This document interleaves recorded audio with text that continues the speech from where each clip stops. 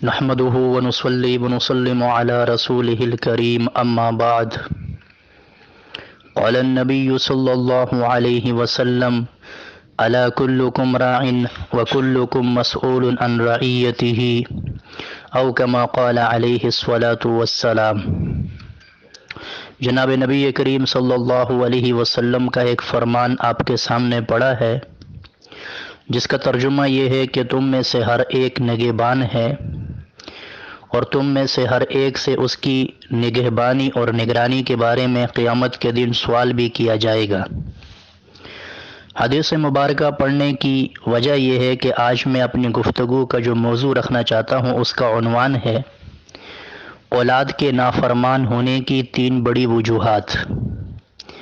آج ہمارے معاشرے میں ہر ایک یہ شکایت کرتا نظر آتا ہے کہ حضرت میرا بیٹا بڑا نافرمان ہے، مجھے بڑے دکھ دیے ہیں، میری بیٹی بڑی نافرمان ہے، بد زبان ہے، بے حیا ہو گئی ہے، بے شرم بن کے باہر گھومتی پھرتی ہے، ناجائز تعلقات دوسروں کے ساتھ رکھتی ہے. میں بڑا پریشان ہوں، میں تو بڑا عزت دار شخص ہوا کرتا تھا دنیا میں، لیکن میرے بیٹے اور بیٹی نے میرا ناک کٹوا دیا ہے. تو عمومی طور پہ ہمارے معاشرے میں اگر اس بیماری کی وجوہات پہ غور کیا جائے کہ اولاد نافرمان کیوں بنتی ہے، تو خلاصہ کلام یہ ہوگا کہ 3 بڑی وجوہات ہیں جن کی وجہ سے اولاد آج ہماری نافرمان ہے. اور اگر یہ 3 بیماریاں جو میں ذکر کرنے لگا ہوں انہیں ختم کر دیا جائے تو کوئی وجہ نہیں کہ اللہ رب العالمین ہماری اولاد کو بھی ایسی بنائے گا جیسے اسلاف امت کی اولادیں ہوا کرتی تھیں. ان بیماریوں میں پہلی بیماری اور پہلی بڑی وجہ یہ ہے کہ جس کی وجہ سے اولاد نافرمان بنتی ہے کہ جب ہمارے ہاں بچے یا بچی کی پیدائش ہوتی ہے اور ابھی وہ کم عمری میں ہوتے ہیں تو انہیں وہ ماحول فراہم نہیں کیا جاتا کہ جس ماحول کی وجہ سے وہ بچے والدین کے فرما بردار بنے، ملک و ملت کے پاسبان اور اسلام کے ترجمان بنے. مثال سے بات سمجھا دیتا ہوں کہ آج ہمارے گھروں کا عمومی ماحول دیکھیے فحاشی اور یعنی کا ہے. جب بچہ روتا ہے تو ماں اسے خود ہی موبائل پہ یوٹیوب پہ ویڈیوز لگا کے دکھاتی ہے کہ جو انتہائی غیر مناسب قسم کی ویڈیوز ہوتی ہیں. ہمارے گھروں میں ٹی وی کا کیبل کا چلنا عام ہے، تو گویا کہ والدین اپنے گود میں بٹھا کے بچے کو نافرمان بناتے ہیں. ایک وہ وقت بھی ہوا کرتا تھا کہ جب والدہ اور والد بچے کی تربیت بچپن ہی سے دینداری کے ساتھ کیا کرتے تھے، اور وہ بچہ اور بچی والدین کی گود میں ہی دین کی بہاریں دیکھا کرتا تھا، تو وہ بڑا ہو کر ذہن میں اس اثر کو رکھتا تھا اور کبھی بھی اپنے والدین کی نافرمانی نہیں کرتا تھا. یاد رکھیے گا، گناہ کی نحوست بڑی خطرناک ہوتی ہے. جب بچپن ہی سے آپ اپنے بچے کو ایسا ماحول فراہم کرتے ہیں جو گناہوں کا ماحول ہے، تو پھر یہ تمنا رکھنا کہ بڑا ہو کر یہ جنید بغدادی رحمۃ اللہ علیہ بنے، حضرت شیخ عبد القادر جیلانی رحمۃ اللہ علیہ بنے، میرے خیال میں یہ ایک بے وقوفانہ بات ہوگی، اس لیے کہ انسان جو بوتا ہے اسے وہی کاٹنا پڑتا ہے. تو پہلی جو وجہ ہے کہ اپنے ماحول کو اچھا بنائیں. گھر میں ایسا ماحول رکھیں کہ جب بچہ دیکھے تو اسے نظر آئے کہ میری والدہ مصلی پہ ہے، میرے والد صاحب مسجد جا رہے ہیں، ٹوپی پہن کے نماز پڑھنے جا رہے ہیں، میرے والد صاحب گھر میں بیٹھ کے مطالعہ فرما رہے ہیں دینی کتابوں کا، میری بہن جو ہیں، میری بڑی بہن جو ہیں وہ بھی گھر میں اپنی والدہ کی خدمت کر رہی ہیں، کھانا پکا رہی ہیں، صفائی ستھرائی کر رہی ہیں. اور یہ بچہ جب ہر ایک کے پاس جانے کی کوشش کرے تو اسے نیک کام میں مصروف دیکھے، اس بچے کے دل میں بھی وہ جذبہ پیدا ہوگا کہ میں بھی نیک بن جاؤں اور میں بھی نیکی کروں. لیکن جب وہ دیکھے گا کہ میرے والد ہر وقت موبائل میں یوٹیوب میں ویڈیوز ہی دیکھتے ہیں، تو وہ بچپن ہی سے موبائل لینے کی کوشش کرے گا. وہ دیکھے گا کہ جب میری والدہ ننگے سر روٹیاں پکاتی ہے، ننگے سر جو ہے وہ گھر کے کام کاج کر رہی ہے، اس کا لباس اپنا بے حیا قسم کا ہے، تو پھر وہ بیٹی کبھی بھی با حیا نہیں بنے گی، بلکہ بچپن ہی سے وہ ایسے ماحول میں پروان چڑھ رہی ہے جو بے حیا ماحول ہے. تو پہلی وجہ یہ ہے کہ اگر آپ اپنے اولاد کو فرما بردار بنانا چاہیں تو اپنے ماحول، گھر کے ماحول کو نیک بنائیں، گھر کے ماحول کو دینداری والا بنائیں. دوسری وجہ جو نافرمانی کی ہوتی ہے اولاد جس کی وجہ سے اکثر نافرمان ہوتی ہے وہ یہ ہے کہ والدین کی اپنی زندگی میں نیکیاں اور تقوی نہیں ہوتا، یعنی والدین خود تو بڑے نافرمان ہوتے ہیں اللہ رب العالمین کے، لیکن وہ تمنا یہ کرتے ہیں کہ ہماری اولاد وقت کا ولی کامل بن جائے، اور وہ تمنا یہ کرتے ہیں کہ ہماری اولاد ایسے ہو جیسے فرشتے ہوتے ہیں۔ تو پھر یہ تمنا کرنا بھی ایک فضول سی بات ہے، اس لیے کہ والدین کی زندگی میں جو اعمال ہوتے ہیں ان اعمال کا اثر اولاد کی زندگی میں ضرور پڑتا ہے۔ میں چند واقعات سے آپ کو بات سمجھانے کی کوشش کرتا ہوں۔ امیر المؤمنین فی الحدیث حضرت عبداللہ بن مبارک رحمۃ اللہ علیہ کہ جن کا انتقال سن 181 ہجری میں ہے اور آپ امیر المؤمنین فی الحدیث کہلاتے ہیں، اللہ رب العالمین نے آپ کو اتنا بڑا مقام عطا فرمایا تھا کہ آپ 1 سال حدیث کی تعلیم دیا کرتے تھے اور دوسرے سال آپ اللہ کے راستے میں جہاد کیا کرتے تھے۔ حضرت عبداللہ بن مبارک رحمۃ اللہ علیہ وہ عظیم شخصیت ہے کہ کسی نے بھی آپ کی ذات پر کوئی اعتراض آج تک نہیں کیا۔ اللہ نے یہ اعزاز بہت کم لوگوں کو بخشا جن میں آپ بھی شامل ہیں۔ یہی حضرت عبداللہ بن مبارک رحمۃ اللہ علیہ کی اس فرما برداری اور نیک بننے کی وجہ میں اگر آپ غور کریں گے تو پیچھے ان کے والد کا تقوی ملتا ہے۔ آپ کے والد کا نام ہے حضرت مبارک رحمۃ اللہ علیہ۔ آپ ایک عام سے سادہ سے مسلمان تھے، لیکن اللہ نے تقوی اور للہیت اور حلال کھانے کا اہتمام وہ بہت زیادہ آپ کی زندگی میں رکھا تھا۔ یہ ایک انار کے باغ میں کسی کے مالی تھے، وہاں درختوں کو پانی دیتے تھے اور درختوں کی دیکھ بھال کیا کرتے تھے۔ ایک دن باغ کے مالک نے انہیں کہا کہ مبارک جاؤ انار لے کر کے آؤ، لیکن خیال کرنا کہ انار میٹھا ہونا چاہیے۔ حضرت مبارک رحمۃ اللہ علیہ گئے، جا کے انار لے کر آئے، اتفاق سے وہ انار کڑوا نکلا۔ باغ کے مالک نے کہا جاؤ دوسرا انار لے کر کے آؤ، یہ تو کڑوا ہے۔ وہ گئے، جا کے دوسرا انار لایا تو وہ بھی اتفاق سے کڑوا نکلا۔ تو حضرت مبارک رحمۃ اللہ علیہ کے باغ کے مالک نے کہا کہ تمہیں کتنا عرصہ ہو گیا ہے یہاں کام کرتے ہوئے؟ تو حضرت مبارک رحمۃ اللہ علیہ نے فرمایا کہ مجھے 7 سال کا عرصہ ہوا ہے۔ تو انہوں نے فرمایا کہ اتنے بڑے عرصے میں تمہیں یہ پتہ نہیں چلا کہ کون سے درخت کا پھل میٹھا ہے، کون سے درخت کا پھل کڑوا ہے؟ تو حضرت مبارک رحمۃ اللہ علیہ نے جو جواب دیا وہ سننے کے لائق ہے۔ آپ نے فرمایا کہ حضرت درخت کے پھل کے میٹھے ہونے یا کڑوا ہونے کا پتہ تب چلتا ہے کہ جب انسان اس میں سے کھائے۔ میں نے 7 سال کے عرصے میں آج تک آپ کے باغ کے انار کے درخت سے ایک پھل بھی نہیں کھایا، اس لیے کہ آپ کی طرف سے اجازت نہیں تھی، تو میں نے بلا اجازت آج تک ایک پھل بھی نہیں کھایا۔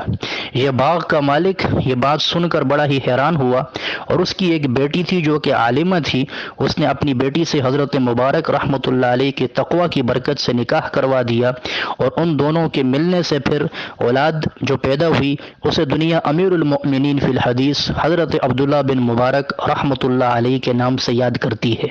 تو جب والدین کی اپنی زندگی میں تقوی ہو، نیکی ہو، تو پھر اولاد کو اللہ کبھی بھی نافرمان نہیں بناتے، بلکہ اولاد وقت کی ولی بنتی ہے۔ اسی طریقے سے حضرت شیخ عبد القادر جیلانی رحمۃ اللہ علیہ بہت بڑے درجے کے آدمی ہیں اور اولیاء کے سردار ہیں۔ آپ کی کتاب ہے غنیۃ الطالبین، اس کے مقدمے میں ایک واقعہ لکھا ہے کہ آپ کے والد تھے حضرت عبداللہ صومعی رحمۃ اللہ علیہ۔ یہ بہت بڑے نیک انسان تھے، اللہ والے انسان تھے اور حلال کھانے کا اہتمام کرتے تھے۔ ان کا ایک بڑا عجیب سا واقعہ ہے کہ حضرت عبداللہ صومعی رحمۃ اللہ علیہ ایک مرتبہ نہر کے کنارے پیدل سفر کر رہے تھے، شدید بھوک کا شکار تھے۔ ایک سیب سائڈ پہ پڑا ہوا نظر آیا، آپ نے وہ سیب دھویا اور اسے کھا لیا، لیکن جب کھا لیا تو کھانے کے بعد خیال آیا کہ یہ سیب تو اس باغ کے مالک کا ہوگا اور میں نے اس کی اجازت بھی حاصل نہیں کی، اب بغیر اجازت کے میں نے سیب کھا لیا ہے، یہ تو حرام ہے، تو ایسا نہ ہو کہ یہ باغ کا مالک قیامت کے دن مجھے اللہ کے سامنے رسوا کر دے۔ اندازہ لگائیے کہ ایک سیب کی کیا قیمت ہے، لیکن ان لوگوں کے دلوں میں اللہ کا خوف تھا، اللہ کا تقوی تھا۔ وہ اسی نہر کا راستہ پکڑ کے اوپر گئے تو ایک محل بنا ہوا نظر آیا، انہوں نے سمجھا کہ یہ اسی مالک کا باغ ہوگا، اس لیے کہ یہاں اسی کا گھر ہے، اس کے علاوہ کوئی گھر موجود نہیں ہے۔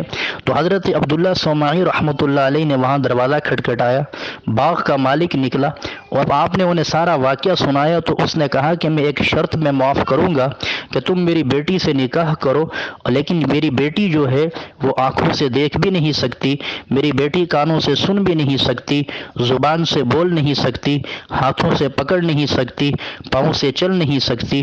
حضرت عبداللہ صومعی رحمۃ اللہ علیہ نے جب یہ سنا تو بڑے ہی پریشان ہو گئے کہ ایسی خاتون سے میں کیا نکاح کروں کہ جو بالکل ہی معذور ہے، گونگی ہے، بول نہیں سکتی، دیکھ نہیں سکتی، چل پھر نہیں سکتی، لیکن دوسری طرف اسے اللہ رب العالمین کے سامنے پیشی کا خیال بھی تھا کہ چلو اس دنیا کی عارضی زندگی میں ایسی بیوی کے ساتھ گزارا تو کر ہی لوں گا، لیکن اللہ کے سامنے سیب کا حساب تو نہیں دینا پڑے گا۔ آپ نے رضامندی کا اظہار کیا، چنانچہ نکاح ہوا۔ رات کو جب اپنی گھر والی کے پاس آپ گئے اور ملاقات کرنے لگے تو آپ نے دیکھا کہ آپ کی گھر والی تو بالکل صحیح سلامت تھی۔ آپ جلدی سے واپس باہر آ گئے کہ کہیں ایسا نہ ہو کہ یہ وہی خاتون تو نہیں ہے، اس لیے کہ جس خاتون کے بارے میں مجھے بتایا گیا تھا کہ وہ آپ کی بیوی ہے وہ تو ہر اعتبار سے ہی معذور تھی اور یہ تو انتہائی خوبصورت اور مکمل خاتون ہے۔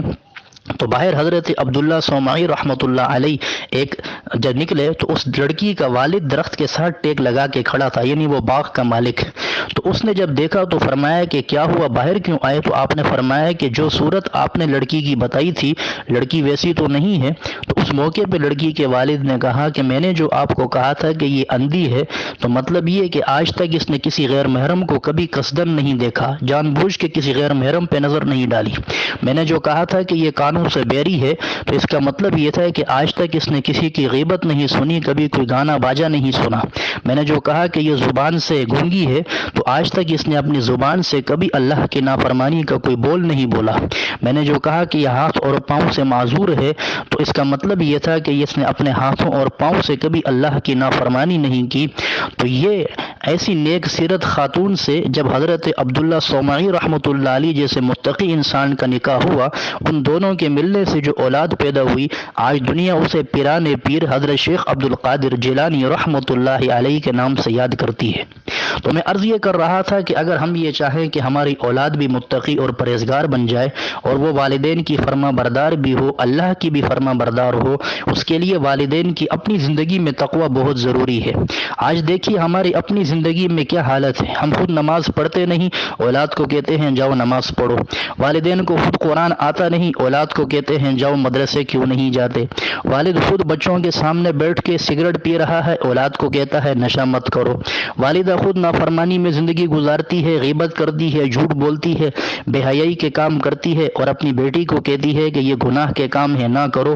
انسان کی اپنی زندگی میں جب تک عمل نہیں ہوتا اس وقت تک اللہ اس کی گفتگو میں اثر نہیں ڈالتے۔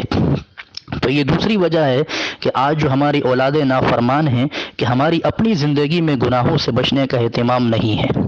تیسری بڑی وجہ جو نافرمانی کی ہے وہ یہ ہے کہ خصوصی طور پہ آج رزق حلال کا اہتمام نہیں کیا جاتا۔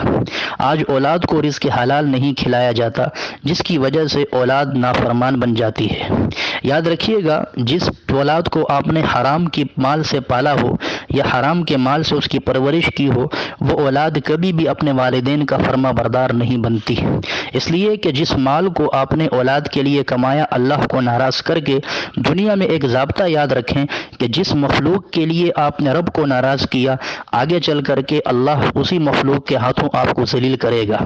آج جس بیوی اور بچوں کو راضی رکھنے کے لیے اور ان کی خواہشات کو پورا کرنے کے لیے آپ نے حلال کو چھوڑ کے حرام کا راستہ اختیار کیا اور اپنے رب کو ناراض کیا، تو پھر رب انہی بیوی اور بچوں کے ہاتھوں پہ آپ کو ذلیل کرائے گا۔ اور کتنے سارے واقعات ایسے ہیں کہ آپ لوگوں کی معاشرے میں مثالیں دیکھیں کہ بڑھاپے میں انہیں بیوی بھی تنہا چھوڑ دیتی ہے، بچے بھی انہیں مار کٹائی کر کے گھروں سے نکال دیتے ہیں، بچے بھی انہیں گالم گلوچ کرتے ہیں، وہ معاشرے کے اندر ذلیل ہو کر کے رہ جاتے ہیں، نہ ان کی دنیا بنتی ہے نہ آخرت بنتی ہے، حالانکہ وہ ساری زندگی اپنی بیوی بچوں کو خوش کرنے کے لیے لگے رہے، لیکن نہ وہ بیوی خوش ہوئی اور نہ بچے خوش ہوئے۔ خسر الدنیا والآخرہ کا وہ مصداق بن گئے کہ نہ دنیا ملی اور نہ ہی رب ملا۔ اس لیے اگر ہم یہ چاہیں کہ ہماری اولادیں فرما بردار بنیں تو ہم تین باتوں کا اہتمام کریں۔ نمبر ایک، اپنے گھر کا ماحول دینی بنائیں۔ نمبر 2، اپنی زندگی میں تقوی اور للہیت لائیں، اپنے عمل سے اپنی اولاد کو دعوت دیں۔ اور نمبر 3، اولاد کو رزق حلال کھانے کا اہتمام کروائیں۔ انشاءاللہ ان 3 اعمال کی برکت سے اللہ ایسی اولاد نصیب فرمائے گا۔ جیسے میں نے مثال میں 2 واقعات آپ کے سامنے رکھے، اللہ رب العالمین ہر چیز پہ قادر ہے۔ جو رب اس دور میں حضرت امام ابو حنیفہ رحمۃ اللہ علیہ، امام بخاری جیسی اولاد لوگوں کو دیا کرتا تھا، وہی رب آج ہمیں بھی ایسی اولاد دے سکتا ہے، لیکن شرط یہ ہے کہ ہم والدین تو ایسے بنیں کہ جن کے ہاں نیک اولاد پیدا ہو۔ اللہ رب العالمین سب سے پہلے مجھے اور پھر آپ تمام حضرات کو عمل کی توفیق عطا فرمائے۔ وما علینا الا البلاغ المبین۔